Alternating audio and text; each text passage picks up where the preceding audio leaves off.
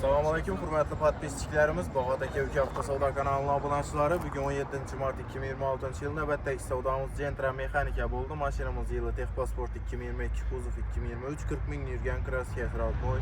Metan yumuşak bolola qoyulan təyyarını naqdla 124 milyon soma Xazaraslı Kervəkdən gələn Cörəbəkamıza verdik. Razı mısınız? Elə istek bu sayta öyrəsiz. Maşını görüp aldım yine. Naknavada razıma. İşinize Ahmet. Klientlere tavsiye edersen. Klientlere tavsiye etmem gerek. Görüp alışanı tavsiye etmem. Ketler rahmat. Bunlar yaxşı günlər əminik izolaya versin. Malibu yakını 2 sanadan beri oturalım. Gentra Mexanika maşini yılı Texpasport 2022, kuzov 2025, 4 tane yumuşak balon var. Salon halatları 40 bin yürgen krasiya Radnoy metan qoyulan təyyarını naqdla 124 milyona verdik dostlar. Gəl öyrəsəslər, həmçinin zor bax adam maşınlar gerek olsa salonumuza gəl bemalal xarid qıl pitseyza balad. Satılan maşınlarımızdan bemalal gəlişlər istəsək qılamız. Gəliş bilsək naxalamız.